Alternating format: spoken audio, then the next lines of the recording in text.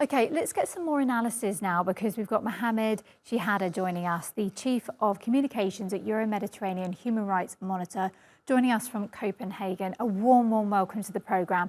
We've just been looking at the screen just there. We're looking at sheer destruction right now. And we know, because having looked at the death toll, over 1,000 now, we know what those airstrikes, we know what they mean, we know what they equate to, and we can safely deduce that those numbers are going to go up. What help can be offered for Gaza at this point in time? Because there's no sign of a humanitarian corridor just yet. Yes, absolutely.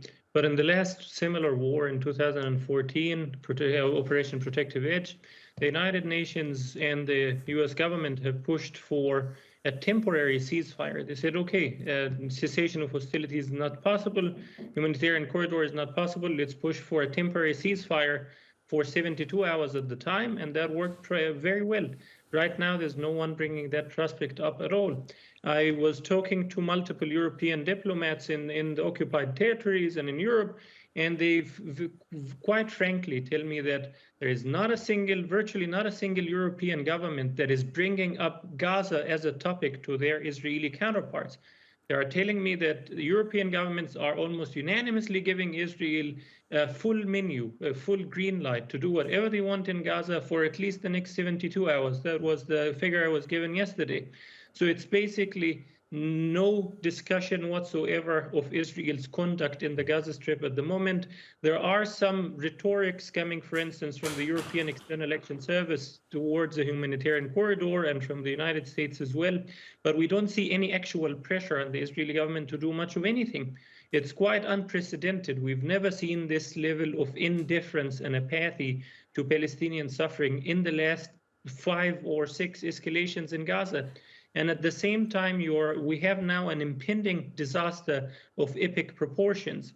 The International Committee of the Red Cross just released a statement that said Gaza's hospitals are at risk of becoming graveyards because medical doctors are sterilizing wounds with soap, with dishwashing soap. They're operating procedures with kitchen knives. They're operating on patients on the floors of the hospitals. There are no beds. The hospitals, the morgue ran out of spaces for the dead. There's not even a capacity to go out and bury the dead or mourn them. And at the same time, we're losing contact with most of my colleagues on the ground. About 90% of Gaza is engulfed in total darkness. Electricity is available only 2 to 3 hours a day.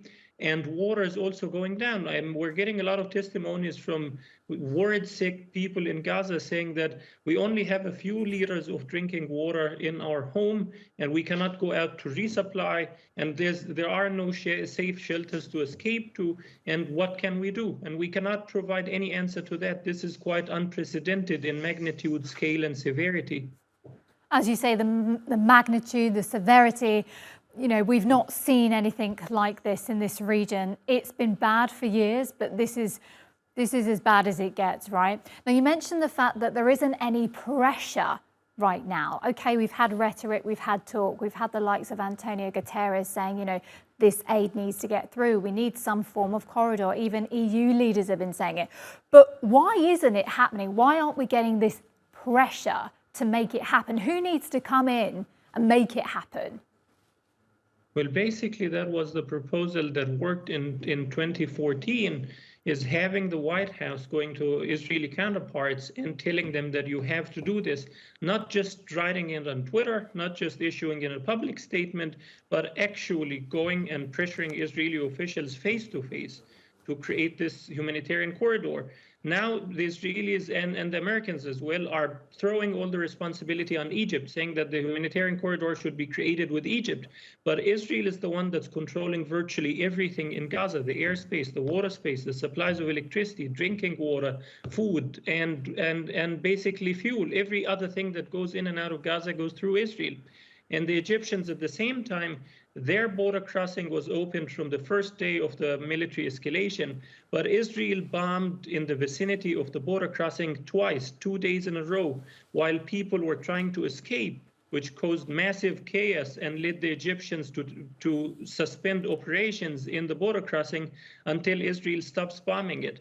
So it's basically what we're seeing is mere rhetorics, not actual substantial action on the Israeli government whatsoever. Okay, Muhammed, thank you so very much indeed for sharing that with us.